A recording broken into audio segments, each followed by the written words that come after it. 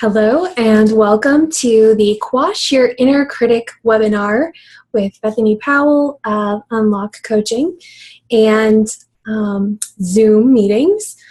If you are joining today, I'm probably going to automatically mute you, but at the end, after I've stopped the recording, I will take questions and we'll have a little bit more discussion. Again, this is the Quash, Your Inner Critic workshop.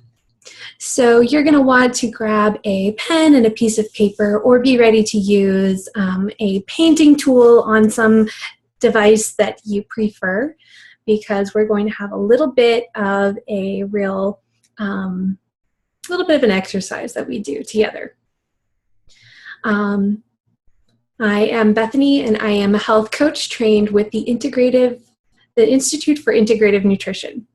And the integrative part is one of the major tenets of the school. It says that even though what we eat is super important, that there are other aspects of our lives that are equally important to the food that we put into our mouths. And as we go along, you'll find that my passion is really for creativity, but all of those things to me tie in together. And so today we're starting with a big topic for creativity, which is that voice of criticism and perfectionism and thoughts of what other people are going to think that stop us cold when we are trying to get inspiration from the state of the idea to a finished product. I am going to show a couple of slides, and those will also be available as part of a booklet that is for anyone who attends this webinar and is also part of some other programs that I'm offering, including my one-on-one coaching program, which specializes in writers and other creators. My program is designed around balancing the creative parts of the life with taking care of your body and all of those other things that make so much of a difference when you are being creative, because those levels of energy and well-being are actually super important to being a creator who is able to consistently bring what they need to the page, to the tablet, to the paper, to the table. I'm going to go ahead and start off by sharing a visual on my computer. And this is my slideshow. I am going to go ahead and get it to start playing. All right, Quash Your Inner Critic with me, yes. The primary foods. So this is what I'm talking about when I'm talking about the integrative side of integrative nutrition. I'm licensed as a coach of integrative nutrition. So even though I studied mainly about what people's well-being is in relation to food, a big part of what my focus is creativity, but all of these areas tie in together. So you can see that in this graphic, my designer, my sister Rebecca, created a little highlight for creativity. And all these other things, however, not only tie back into your physical health, but into your health as a creator. So finances, career, education, health, activity in your body, home cooking, environment, relationships, your social life, just amount of joy you have in life, and your spirituality. All of these things are part of an ecosystem that we have in our body that is very, very important as well to our creativity. So for me, really the big turning point in my life about creativity and this idea of the inner critic was The Artist's Way. And it's a 12-week program, like a 12-step program for creativity and recovery. And she covers so many things, and this is a wonderful book to get and take yourself through. But this was really my first experience of coaching, and far from my last. It gave me a real hunger to not only help others to figure out how they could make their life more conducive to creating and make their emotional, internal life more conducive to creating, but also that I needed somehow to bring all of the things that I cared about in my life together. So this was really my first exposure to coaching that definitely made a big transformation in my life. I used it alongside a regimen of essential oils that I felt were really helpful as kind of an aid to the process, and discovered a lot of things that were holding me back. You know, when you are in a creative slump, you often feel like, oh no, you know, I'm not really in a slump. You know, there's this reason or that reason that I'm not getting around to creating. Or people talk about writer's block, but I feel like there's almost a resistance to the idea of writer's block now. And I certainly felt that way. Like, I don't have writer's block. You know, I'm just lazy. I just don't have an idea that I like. But when I really did some examination using the artist way, I found that I was not producing in the way that I could be, and that it was something inside me that was holding me back, not anything external, and definitely not the absence of a will or inspiration to make stuff.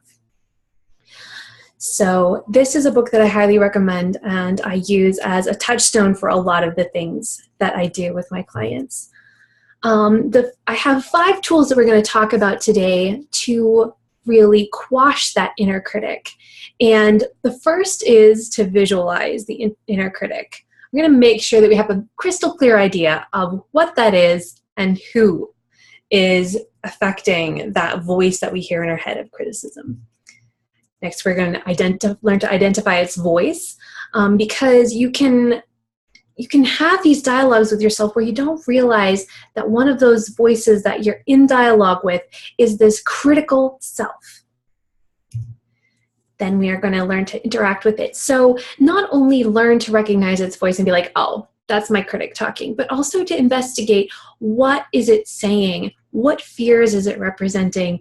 And what do we then have to do to engage with it and to turn our lives and our creativity back on without letting this control us, but also using it for good information on what is not peachy keen in our lives for creating. And then once you can learn to hear and interact with that voice, you can learn to contradict it. And for me, I feel like the most important things to do to counteract that voice are a couple of the things that she outlines in The Artist's Way, several of the things that we do with health coaching to make sure that people are on track to stay well and get better, which is to engage in time for play, just letting yourself have fun, letting yourself know that it's okay to have fun, and then also to have quiet time, contemplative time, time alone to recharge and renew. And this is true whether you're an introvert or an extrovert. There's this misnomer that introverts like time alone and that outgoing people never need to be, and that's just not even true.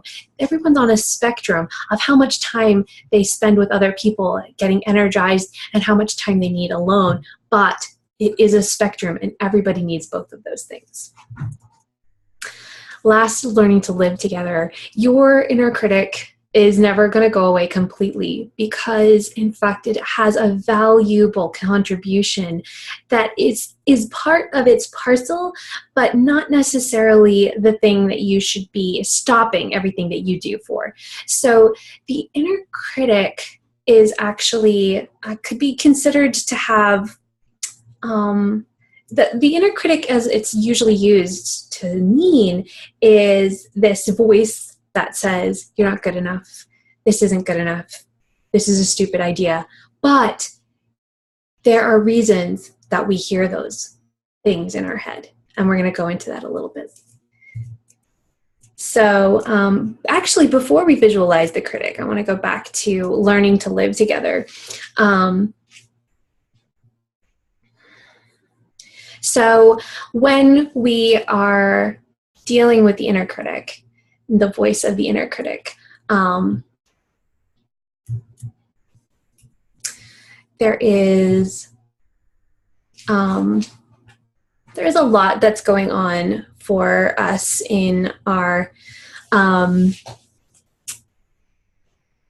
in our minds, in our heads, a lot of things that come from both our past and things that people have actually said to us, or things that we've picked up from social norms and so on.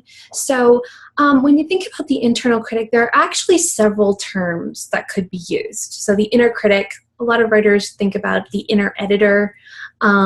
There's also the idea of the muse, and it's, the muse as kind of a coercive and browbeating being. I'm not sure that that's as widely recognized as a thing, but sometimes people talk about their muse, and I think what they mean really is their inner critic that says, you're lazy, why aren't you working harder, why aren't you doing more? But then another attribute of this idea is the idea of the social self that Martha Beck talks about in her book, Finding Your North Star, which is also an excellent book for doing some inner evaluation of your life. So when we think about the social self, she uses it as it has both a light side and a dark side. The social self is what teaches you how to figure out what is inappropriate in a situation. So when you are raised by your parents or other people in your community, they help you learn what the consensus is on what human behavior is like. And that is a very complex thing. However, it is something that is just very natural to human beings, that you are creating these bonds with people and you have to come to an agreement about how you're going to behave and how you're going to interact. So the social self learns those behaviors, but if you let it get too much control by fear of consequences, if you deviate at all from these social norms or from these expectations, then you have your critic. And your critic may sound very different. And so we're going to explore a little bit about your personal version that you are hearing in your head. What is your tape of critique and criticism that is going on inside of you? We're going to go ahead and visualize the critic. So grab your piece of paper and pen, or get out Microsoft Paint, some drawing app, even notes like on your phone can draw now if you have the most recent iOS. And I want you to draw a quick and dirty version. So this is something where you are going to just go for it. So if the way that you kind of see the critical crushing pressure in your mind when you are thinking about creating stuff, if that feels like an ugly old witch person, then go for that. If instead, like, you're thinking of something a little bit sexier, like, a wine drinking, bouquet determining actual like film art critic who has, just is constantly niggling at you, then go for that. I just want you to take this moment and be into just, I'm going to make something. So go for it. I'm going to give you a couple minutes, and then I'm going to reveal mine. And I want you to just go ahead and go with your gut on this one.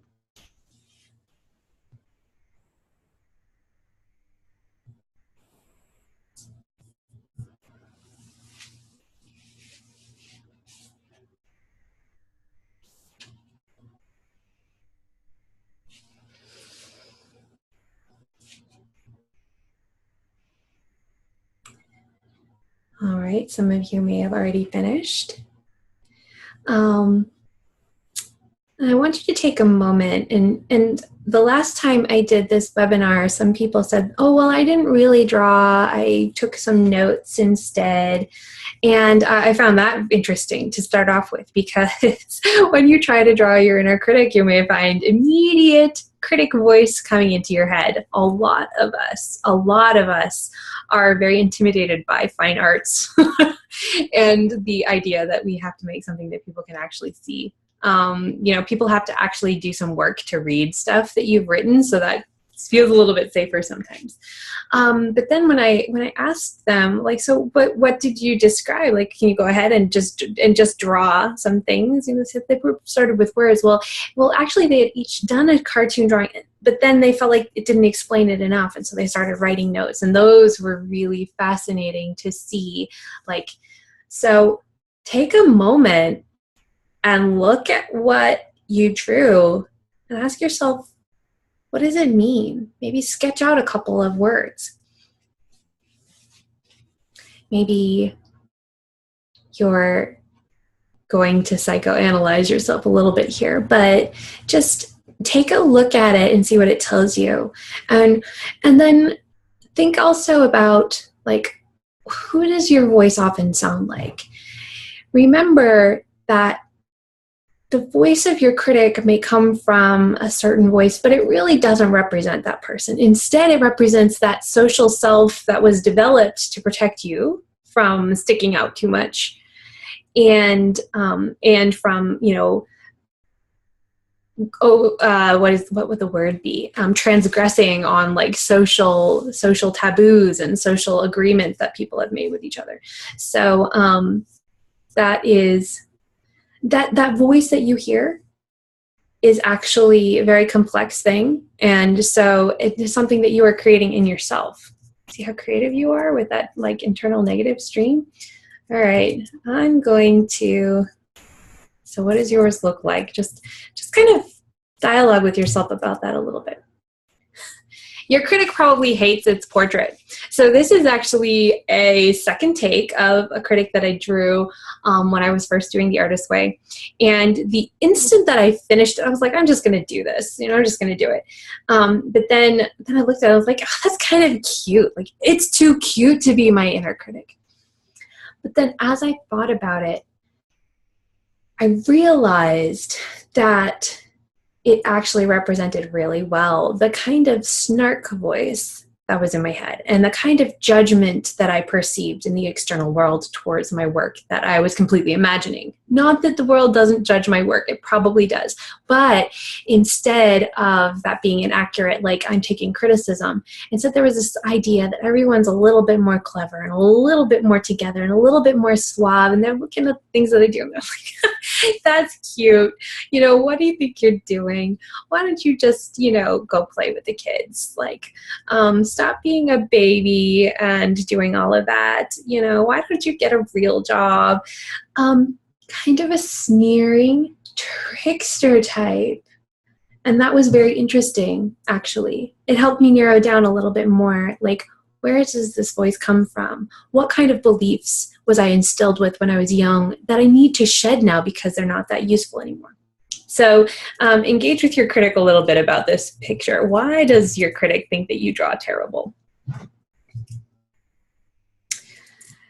So the best thing to do, the second step, is to listen and identify the voice. So this is something where it's going to take time to really continue on and perfect it.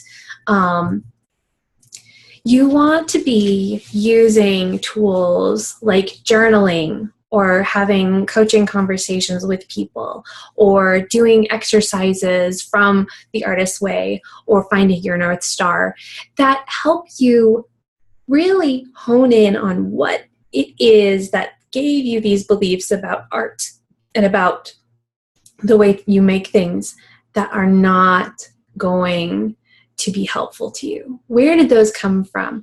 So I really recommend doing morning pages as is outlined in the Artist Way, 3 pages of just kind of freestyle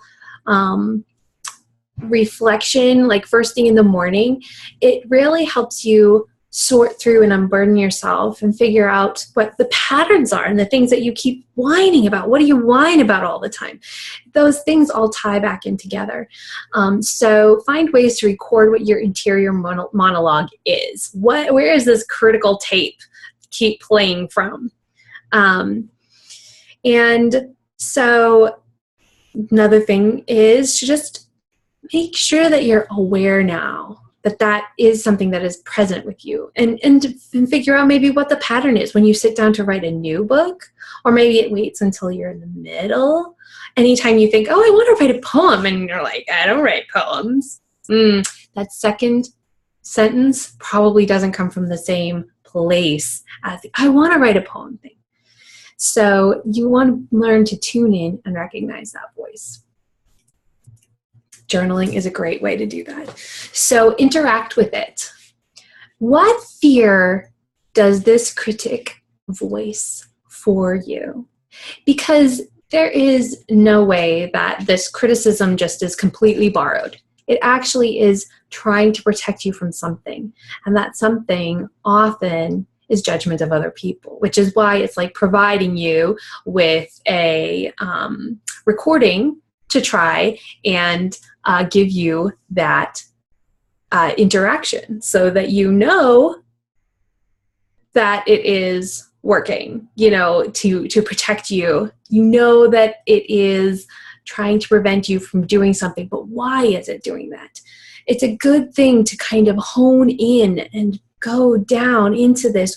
What is the fear that you are protecting yourself from? It can take a little while to really unearth fears, because there is this cycle of like shifting blame, shifting focus, because interacting with those deeply held beliefs and fears can be very intimidating and can be the thing that the internal critic is trying to keep us from understanding. Perfectionism is the perfect little tandem to the critic's voice. If the critic had a bicycle, then perfectionism would be in the sidecar.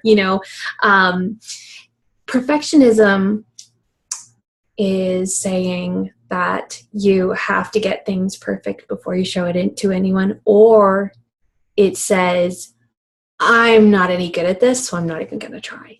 I'm not going to try something new because somebody else may judge me for it. This is a really difficult thing to work with. Some things that we feel really motivated to get past that, but in other things, we aren't so motivated. And that's okay. Like, you don't have to every day be attacking something that you feel like you might be risking yourself in. So pacing yourself is perfectly fine, but you can't allow this fear of being called out for not being good at something to be what determines what you work on, because then you end up narrowing your scope instead of widening your abilities. And anything that you do comes back to feed into the other things that you do. Any art form that you dabble in is going to affect the art form that you really focus on. So the critic is a voice of perfectionism, and perfectionism comes from a lot of those same fears. So this is something that is really important to keep in mind, that the critic doesn't always just stop you from doing something. Sometimes it tells you that you need to keep going on something long past the point you should have shared it with the world. Or it may be the thing that you finish and you're like, well, it's not as good as the next one is going to be. I already have a better plan for the next one. And so then you have all these orphaned projects. And believe me, I know well about all of these. These are all things that I've experienced. And I would love to say that I have completely surmounted that, but that is just not the case. Perfectionism is a battle that we all fight in our strive for excellence as artists. Our next point, is going to be that we need to interact with the voice and contradict it. So you interact with the voice and you figure out where it's coming from and what fear it has. But you can't just say, I'm going to beat down my critic. I'm going to make sure that I always do the thing right away. You have to remember that there is a give and a take with your art, and that sometimes what you need to do is back away, let yourself rest, and either spend some time just resting or spend some time just playing.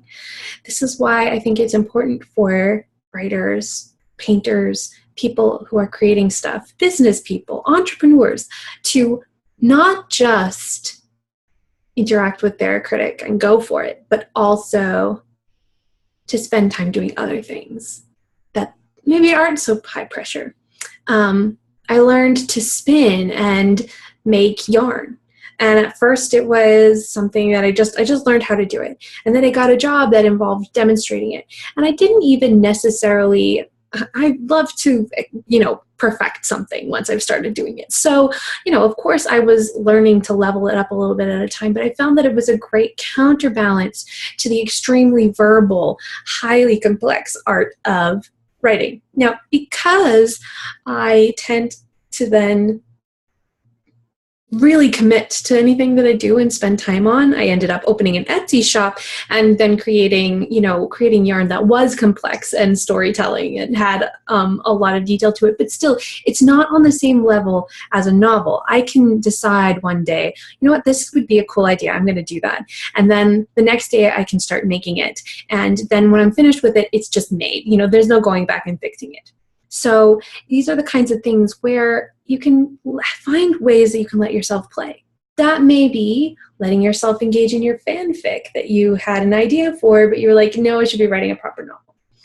Of course, that's something where you don't want to let your perfectionism keep you only in the things that are play, right? Only in the things that you don't necessarily care that much about, that aren't really as important to your essential self and to that expression of your artistry. If you're never going to be able to publish the thing that you're working on because it's a fanfic, well, that does mean that you're allowing yourself to only play with the things that don't engage your perfectionism and don't give your critic any fodder for fear. So not only is play important and allowing yourself to do new things with no stakes, so is quiet time. Doing something contemplative like yoga counts, taking time away, going on trips, exploring. Artist dates are the idea that every week you should have something that you do for yourself, just as a gift for yourself. Because if you aren't giving to yourself, why do you think you can keep taking so much and never run out? That is a very important idea. I am very, very bad at this particular thing. The morning discipline of getting up and charging through 3 pages of journaling, though I rarely actually get all the way to 3 pages. And that in itself is sometimes a determiner of how well is my life balanced right now? Well, I'm not doing all 3 pages of my journaling, so that probably is an indicator something is a little avoidant about my internal life right now. So there's artist dates, another idea of Julia Cameron's, that you go out and you play a little bit every week. But then also an idea of giving yourself bigger quiet time. Maybe every once in a while you just need to take a week off. So one of my favorite things to do is to use the reading deprivation or the media deprivation as part of my rest and restore programs.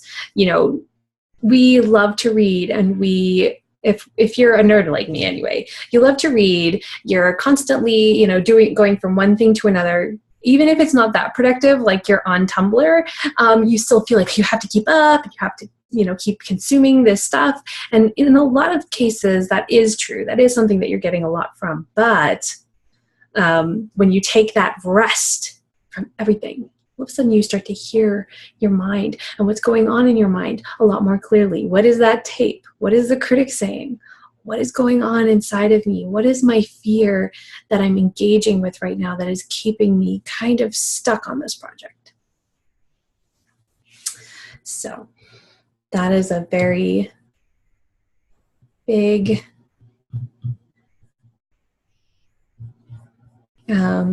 part of the part of contradicting your critic. You have to give yourself the reassurance that everything is all right, that you're in a safe place to create because you have time to play, time to think, time to rest, time to disengage from art. You don't have to create anything, you just really want to, as whether that is true or not. So again, we're back to the primary foods. When you do your contemplative time, it can be good to use this chart. I'm going to explain a little bit more about how you can use it to kind of evaluate, like, what areas of life do you need to be having more fun in? What things are you not spending enough time quiet and contemplative? Because all of these things then come back to the feeding yourself. If they're primary foods, which means that they're actively nutritious to you. You know, these are things that cause stress, and stress causes illness. And these are like very unquantifiable things, but science has proven over and over again that all of these areas actually affect how you feel physically. So when you do this exercise, and feel free to print out the version that comes with the packet if you have gotten the Quash Your Inner Critic booklet. You should get it if you were in attendance today at the webinar. If not, feel free to email me at bethany@unlockcoaching.com to get one. So the way that you use this chart is that you put a dot on the line, and so you may need to select which line, on which side of the little pie slice you want to use for each one. But you put, so the line goes from the center, which dead center is very terrible. I feel very terrible about my life in this area. I feel no satisfaction. I don't like the way that this area of my life is developing right now. That's the middle. Out on the edges of the circle is where you are completely satisfied. You're like, my life is awesome. So of course, if you have a well-balanced life, you're going to have relatively a circle. I have never met a person for whom everything is a circle. There are usually consistently some things that are low, usually consistently some things that are high, and that is all right. However, use that as a tool to ask yourself, what can I do to improve these areas? So take a moment and either draw your own version of this, or bookmark that you're going to, or write down that you're going to do it later, and put a dot on the line from low to high, outer circle, on each area, saying how much you feel your life is satisfying in this area. And then kind of create a list of your top 3. And think about, like, what's really awesome about those things. What are you really grateful for in those areas? And then look at your bottom 3 and ask yourself, what can I do to improve in these areas? What can I do in each of these? Like one small step. If your house environment is cluttered and dirty, and you don't have any of the furniture that you would like to have, it's too overwhelming to think, I am going to completely remake this house. Maybe the first step is, I'm really going to clear the old clothes that I don't wear anymore from my closet. Because that then gives you this new energy of having started a cleaning, and then you can move on and move forward. But you have that small step that you want to take first to really start work in that area. And as you can continue to use this chart. You can make it, you can do it every month or every quarter, or use it in whatever way that you desire. Actually, IIN has a journal that I would love to give to all my clients if it were more, if they wanted one, that has like these little journaling, simple, like almost bullet journal style things. And it has you every month filling out one of these primary food circles. So it's called the circle of life in here. As you can see, the color scheme is a little bit more rainbow than mine. So they have you fill it out every month or so.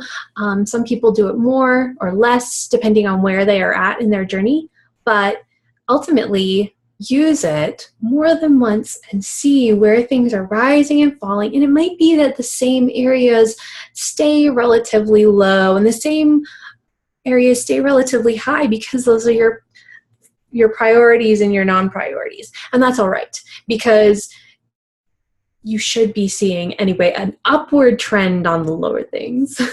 And you should be seeing that you've made a couple of steps of progress in those areas if you have done the things that you saw that you could do. Just those small steps to get started.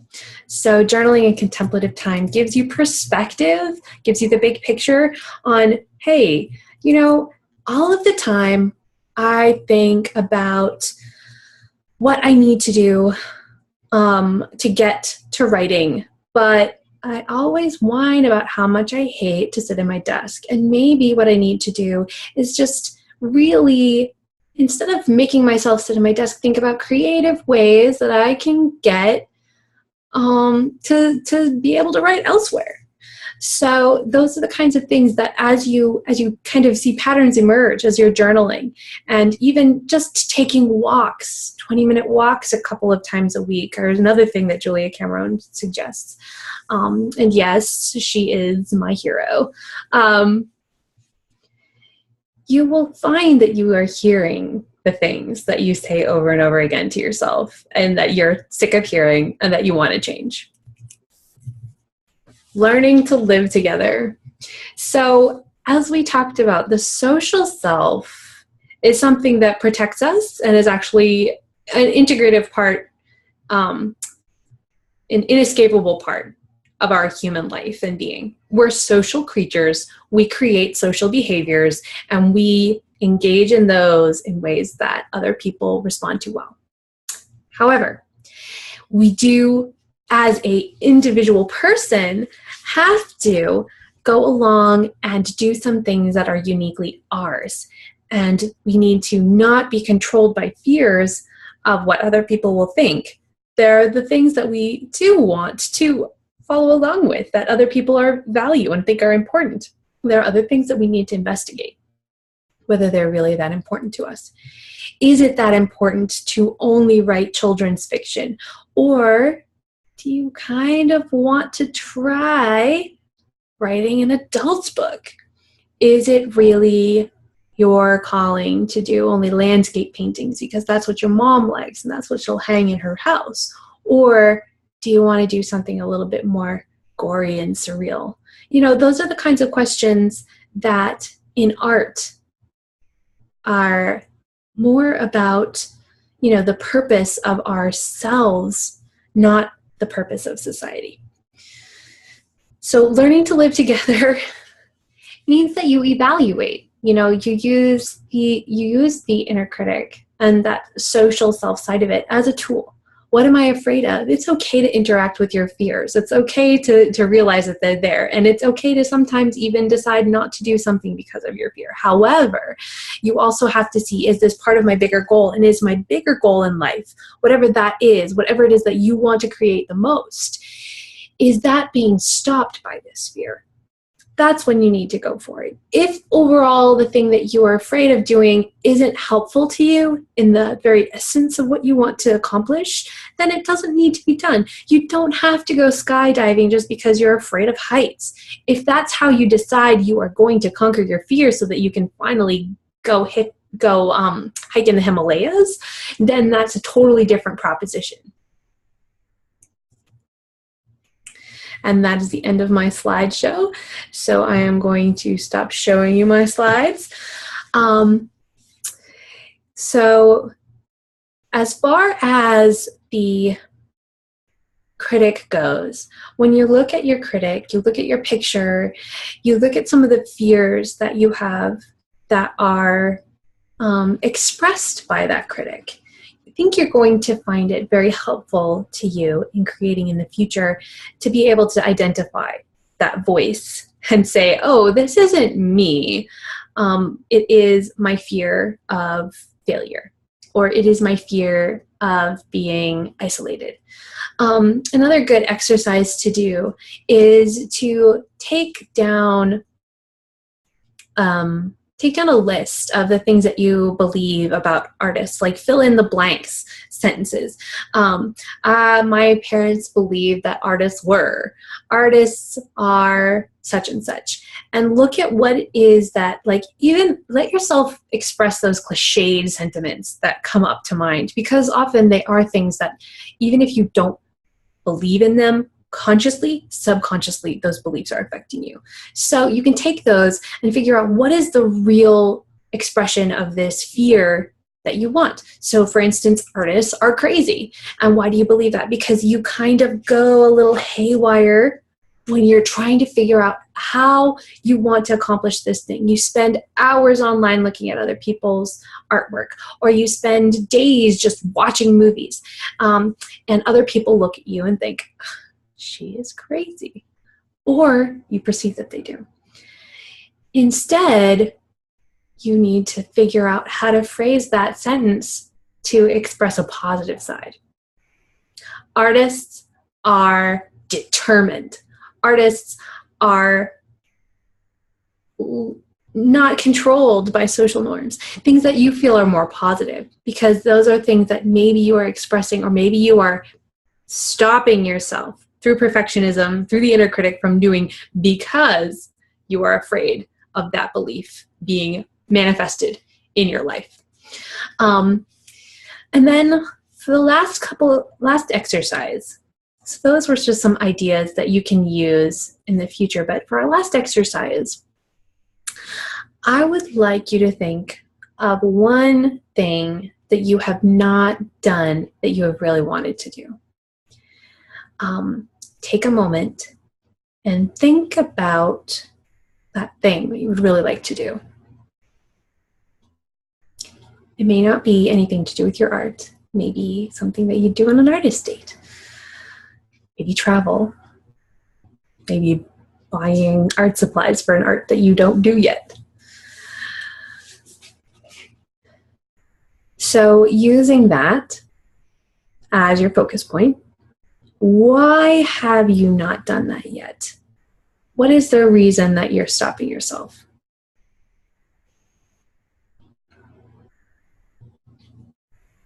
Write down maybe even just what the sentence is that your mind comes up with when you ask it. Like, shouldn't we do this? No, we shouldn't, because artists are crazy. Or you're gonna fall. Next, using that fear is going to be helpful probably in this next step. What is your payoff for not doing this?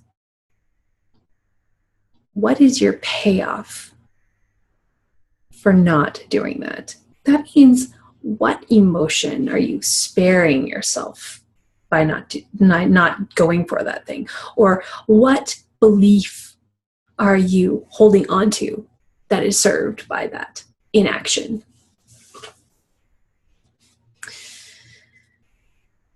And then last, this is an important question too.